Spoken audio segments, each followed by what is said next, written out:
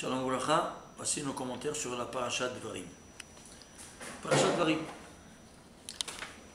Nous savons que comment la Torah est repartie, 4 livres d'un côté, et le 5e c'est le résumé de tous les 4 autres livres. Qui a écrit ces 4 livres? Premier, eh bien c'est Akadosh Baruch Hu qui les a dictés à Moshe Rabbeinu. Et nous, sous dictature, il les a écrits. Alors que le 5e livre, c'est Moshe Rabbeinu qui l'a écrit par Ruach HaKodesh. Donc il y a partout comme les 5 mondes métaphysiques, donc 4 on étudie, et le 5e monde, qu'il est en dehors de tout entendement humain. Eh bien, ici les proportions sont renversées. Ici, les 4 mondes qu'on étudie, c'est le message divin. Et le 5e qui est de ressort humain, eh bien, il devient maintenant, l'irrationnel devient rationnel. C'est-à-dire quoi? Que le monde, le 5e monde qui est irrationnel, en ce moment il sera représenté par quoi? Par le livre de Devarim que Moshe Rabbeinu a écrit. Il devient pour nous rationnel. C'est-à-dire quoi? C'est-à-dire que tout ne peut être rationnel, seulement à toi de te déforcer pour comprendre les secrets du message divin à travers le Sod. Alors c'est pour cela que maintenant on va voir les données techniques qui vont nous expliquer tout ça. Parashat Devarim. La Parashat Devarim, il est à la tête des 11 parachutes du Sefer Devarim. 11. Pourquoi 11? Parce que le Devarim, c'est 44e, c'est 4 fois 11.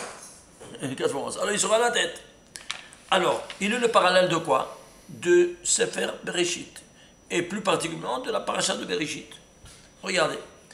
Ici, Parashat Devarim, il est fait en 112 versets. Pourquoi 112 versets? Parce que 112 c'est 26 plus 86. C'est quoi 26 plus 86? Alors suivez-moi. 26 c'est le nom de Dieu, de miséricorde. Et 86 c'est le nom de rigueur Elohim.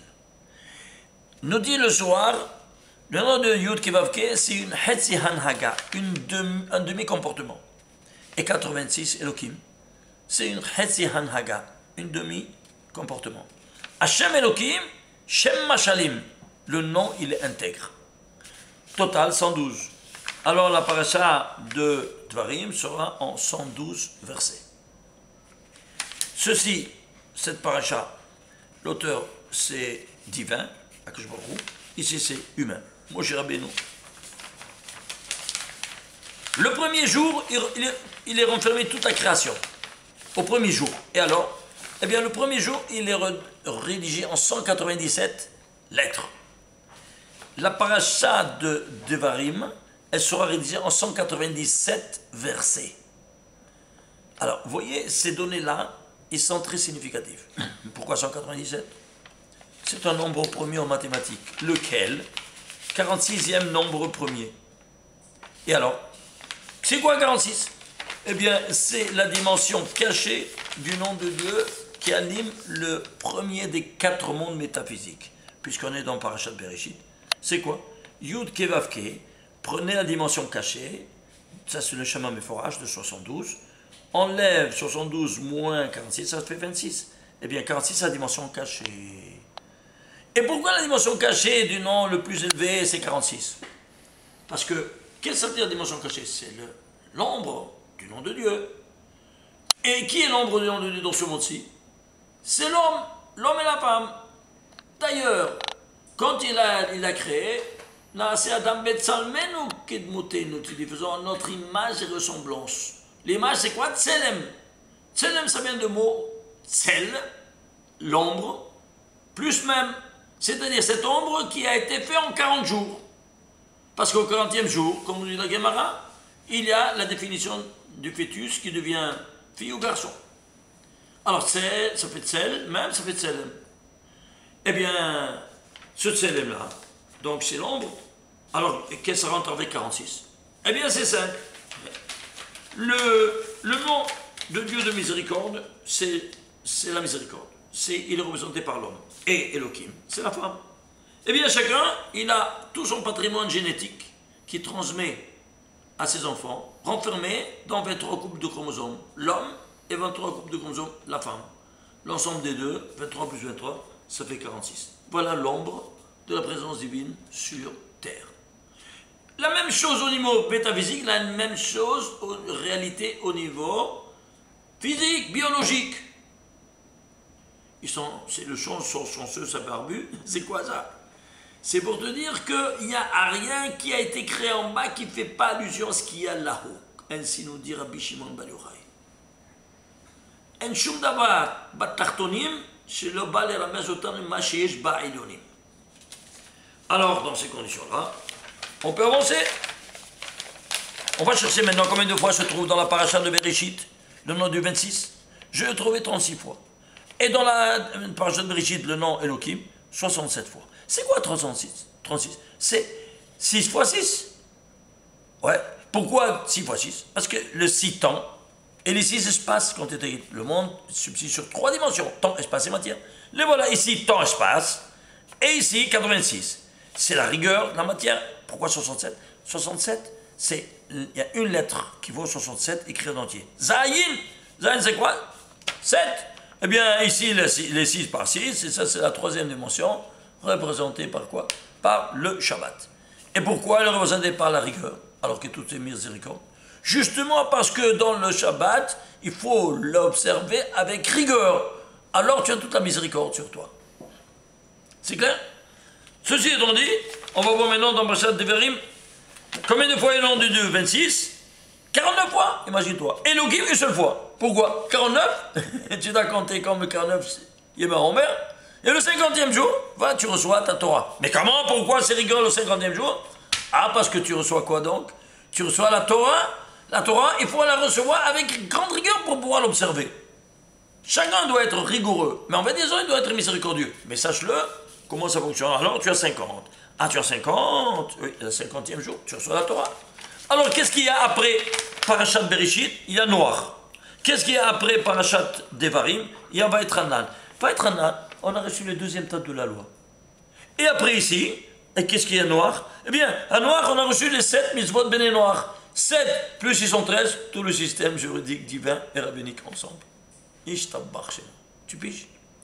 Alors dans ces conditions-là, qu'est-ce qu'on a? On a ici les 2 premières créatures qui sont sorties de l'homme, c'est Caïn et Abel. Caïn, 160, Abel, 37, 197. Ouais, 197, c'est quoi? Les premiers jours, il y a eu 197 l'être qui ont créé la lumière et les ténèbres. Les ténèbres, il apparaît au 12e mot de la Torah. La lumière au 25e mot de la Torah, c'est-à-dire l'aîné, c'est le Rocher. Et le cadet, c'est la lumière, c'est quoi? Alors l'aîné, c'est quoi? C'est Caïn. C'est pour ça qu'il tue un assassin. Et le cadet, c'est la lumière, c'est Hebel. Alors, mais ce Rocher-là, imagine-toi, 160, c'est Caïn. C'est combien 60? C'est 2 en puissance 5. 5 fois. C'est-à-dire quoi? Imagine-toi, dans les 5 mondes métaphysiques, la présence de Caïn provient parce qu'on a 5 degrés différents d'âme. Nefesh, Luar, Neshama, Haya, Yahida. N'est-ce pas? Et alors, cette dualité que Caïn, il était doté, il était doté partie de bien, partie de mal. La majorité de Caïn était mal, nous dit le soir, et une minorité de bien. 1% de bien, 99% de mal. Hebel, tout le contraire. 99% de bien et 1% de mal. Seulement si tu prends 1% de bien de Caïn et 99% de bien de Hebel, le 1% l'emporte sur les 99% de bien de Hebel, tellement la chose est concentrée chez Caïn. Alors ceci étant dit, tu comprends maintenant pourquoi, dans les 5 mondes, il y a cette dualité de la lumière et des ténèbres qui va animer le bien et le mal, qui vont animer qui? Ils vont animer Caïn. Alors cette dualité, le bien et le mal, dans les 5 mondes, qui seront en progression, 2 par 2 par 2 par 2, 2 en puissance 5. Et bien cette dualité donc, tu vois donc pourquoi il est 160? Et Hebel, c'est quoi 37? 37 c'est un nombre premier, le 13e nombre premier, c'est-à-dire il est avec l'unité divine. Alors là, tu comprendras pourquoi il va retourner en Gilgul, Hebel, c'est qui? Chez Moshe Rabbeinu. Et il va nous donner le Pentateuque, la première lettre, c'est Hey, les 5 livres, qui commenceront par Bet de Bereshit et termineront par Lamed de Israël. Ok? Alors, dans ces conditions-là, nous voyons comment, ici, chaque détail, il est d'une manière spectaculaire, comment on nous dit. On avance. On avance. Le deuxième volet, c'est quoi? Combien de mots il y a? Il y a 1646 mots. Pourquoi 1646? 1646 n'est autre qu'un composé de 3 au cube par 61. Regardez maintenant qu'est-ce que ça vient nous dire 3 au cube par 61. 3 au cube, c'est quoi? Et c'est quoi 61? Alors, le monde a été réalisé par 10 séphirotes. Les 10 séphirotes sont les 10 attitudes que le Créateur il a adoptées pour réaliser son univers, toute sa création. Elles seront de 2 catégories. 9 séphirotes qui ont une lumière et la 10e qui n'en a pas. C'est-à-dire 9 qui donnent, qui c'est masculin, et 1 qui est féminin qui reçoit. Alors, ceci étant dit au niveau métaphysique, mais tu vas le voir ici, qui va se cristalliser où ça? Chez l'homme. L'homme, il sera ainsi articulé. Ça, c'est le crâne. Ça, c'est l'hémisphère droit et ça, c'est l'hémisphère gauche. Ça, c'est maintenant, ça, c'est la tête. Le corps, les 7 inférieurs. C'est-à-dire, Hesed, c'est le bras droit. Gevura, le bras gauche. Tiferet, le corps en entier. Netzar, c'est la jambe droite. Hod, c'est la jambe gauche. Et le Yesod, c'est le Brit Kodesh. La Malchut, c'est quoi? Eh bien, c'est ce qui se dévoile au Brit Mila, qui se donne au côté féminin, qui est la femme. Alors, ici, vient le Zohar et te dit, Keter, c'est la couronne. Cette couronne, tu sais comment elle s'appelle? Elle s'appelle Aïn, en Kabbalah. Aïn, Aleph, Yod, Nun. Combien ça vaut? 61. Et la Malchut s'appelle Ani. Les mêmes lettres, dans un autre ordre, s'appelle Ani. Combien ça vaut? 61. Alors, eh bien, on a dit que ça c'est la femme qui reçoit? Oui. Bon, 61, quel rapport elle est avec Rava? Bon, c'est un nombre premier, 61. Lequel? Le 19e nombre premier. Ah, 19 c'est quoi? Rava, ça vaut 19. Tu piges? Incroyable, hein? Alors, vous voyez ces dimensions incroyables, comment les valeurs numériques, à travers les nombres premiers, nous dévoilent l'essence des choses. La gematria, c'est l'essence que renferment les lettres qu'ils ont emmagasinées, tous ces trésors-là, qui sont imperceptibles autrement que par une traduction numérique. Les nombres, c'est quelque chose qui nous dépasse. Mais c'est un masque qu'il faut dévoiler, rentrer en profondeur. Sinon, on ne comprend rien de ce que c'est que la gematria. Alors, ceci étant dit, nous avons ici, on a dit, quoi donc? 3 en cube par 61. Voilà. Le 61, on a dit 61, il y a 2 dimensions 61. Un qui donne de départ et l'autre qui le reçoit. Alors, regardez, incroyable. Ces 3-là, il y a 3 supérieurs, thèse, antithèse, synthèse. Alors ces 3 qui sont en rapport avec ces 3, c'est quoi? 3 au cube. Ok? Alors c'est pour ça 3 au cube par 61. Maintenant, on va chercher où se trouve toute cette paracha. Dans quelle ligne? Imaginez-vous ça. Elle se trouve dans la 8397e ligne de la Torah. Toutes les Torahs sont égales. 8397, c'est quoi? C'est 3 au cube de nouveau par 311. C'est quoi 311? Suivez-moi. Alors, ici, on a dit que c'est l'homme. Oui. Ah bien, l'homme, alors, il a ici 3 axes. On a vu ça au niveau horizontal, mais au niveau vertical.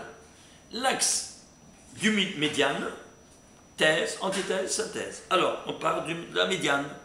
La médiane, c'est quoi? On dit Emsa, en hébreu. Ensuite, il est composé de la droite et puis de la gauche. Comment on dit la droite? Yamin. Comment on dit la gauche? Shmol.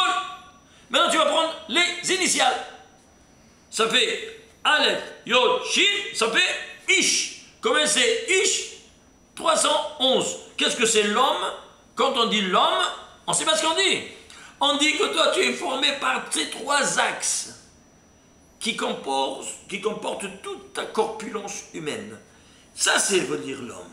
Et ces 311, c'est quoi?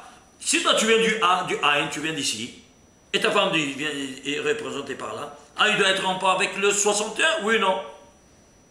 Eh bien, 300, c'est un nombre premier. Lequel? 61e nombre premier. Ishtabar, c'est bon. C'est pas de la folie. C'est 371, 311, c'est la ligne 3 au cube par 361, ça devait 8397 qui commence la paracha de Bereshit, de Dvarim, pardon. Alors, ceci étant dit, vous voyez quelque chose de spectaculaire, quelque chose d'incroyable. Tout par les nombres premiers. La Torah nous a parlé tout par les nombres premiers de manière super cachée qu'on ne voit pas, mais tu dois rentrer. Garde-toi de t'arrêter, la guématrie n'est qu'un masque qui cache tout, tous les secrets. Tu ne peux jamais découvrir si tu ne rentres pas en profondeur. Ainsi nous dit le Rabbi Shimon Bar Yochai. Alors dans ces conditions-là, qu'est-ce que tu as? Je te donne un petit exemple. Israël. Donc, qui va être le tikkun de Adam Arishon? C'est Israël. Alors, Israël se trouvera cité dans toute la Torah 591 fois. 591, c'est quoi? C'est 3 fois 197. Ouais, souvenez, 197, c'est quoi? C'est le nombre de lettres qui ont été nécessaires le premier jour pour créer la lumière et les ténèbres.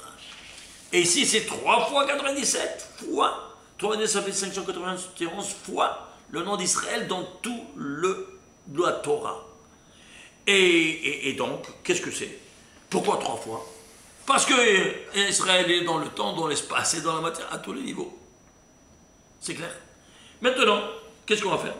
On va prendre maintenant ici, où se trouve le premier Israël, cité dans la Torah, le premier des 591. Si tu vas le voir où il est après le combat avec l'ange. Ouais. Eh bien, tu es en la 1555e ligne de la Torah. Pourquoi 1555? Parce que c'est 5 fois 311. C'est-à-dire, lui, il fait le tikkun du Ish, de ces 3 axes. Qui? Seulement Israël. Pourquoi 5 fois? Parce qu'il fait le tikkun 311 dans la Hatzilut, dans la Bria, dans la Tzira, dans la Asiya et dans le monde Ak. Dans tous les 5 mondes. Une ligne en plus, une ligne en moins.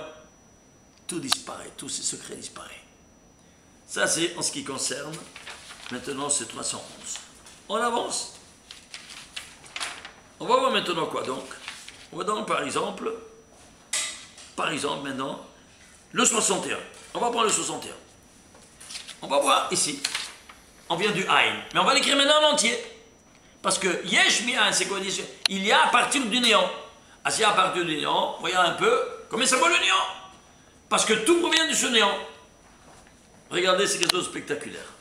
Aïn, tu vas l'écrire en entier. Aleph, Yod, Nun. En prenant les lettres finales, que vous savez que le P, ça vaut 831. Et le Nun final vaut 700. C'est le système des 22 lettres. C'est un système plus performant qui va te dévoiler des secrets encore que tu n'es pas au courant. Le total, c'est 1607. C'est quoi 1607? C'est 254e nombre premier. Et tu sais c'est quoi 254? La traduction littérale de Homer. Homer, c'est quoi? La matière. D'où est venu le Aïn? Le niveau le plus bas, c'est quoi? C'est la matière créée. Incroyable.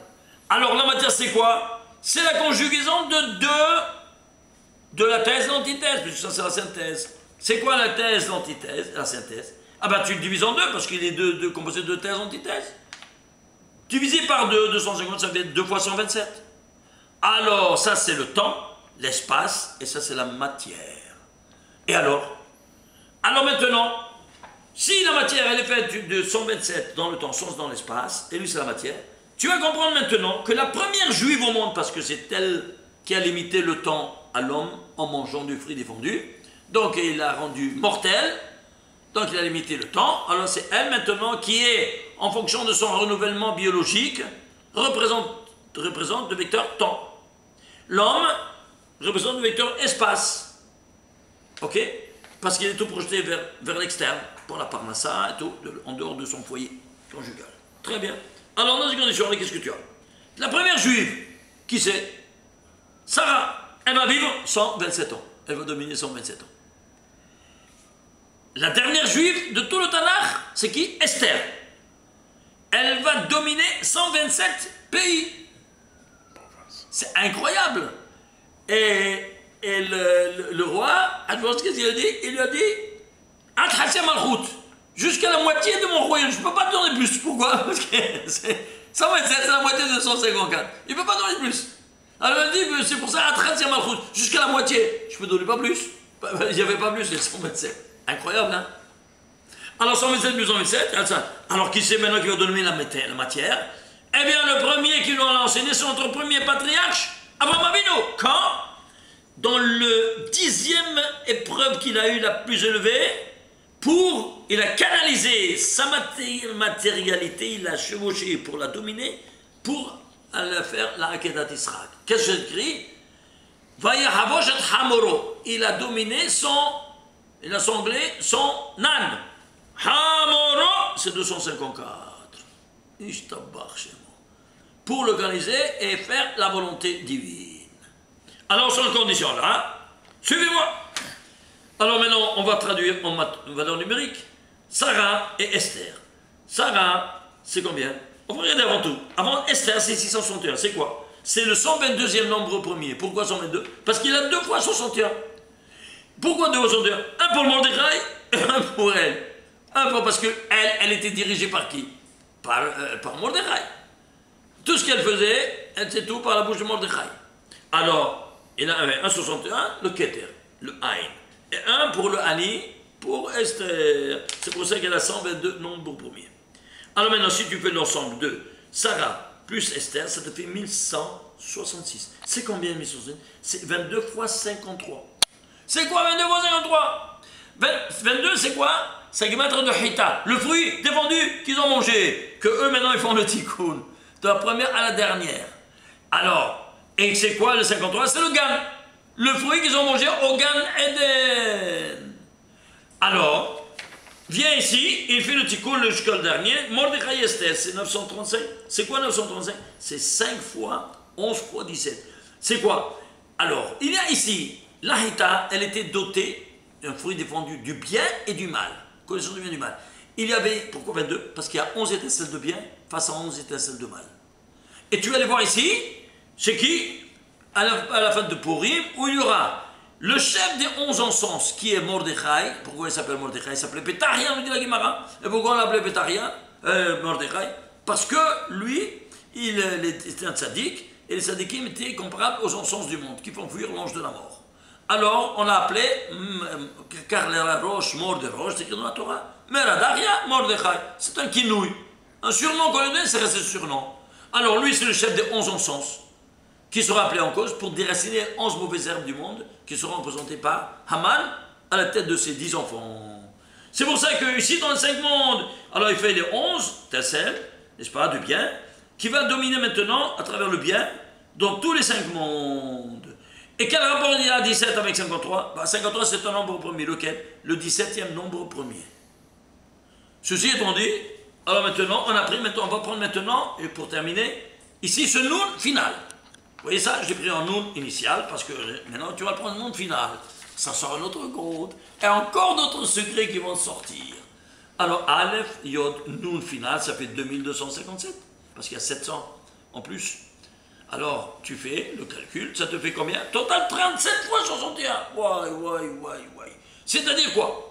Et tu as 36 fois pour la dimension cachée. 36 fois 61. Et 1 fois 61, vous voyez, pour les lettres dévoilées. Ah, c'est quoi? Alors, suivez-moi. Ici, Sarah, on va comprendre un tas de choses. Sarah, elle va vivre 127 ans. Elle sera mère 37 ans. Tu vois, 37.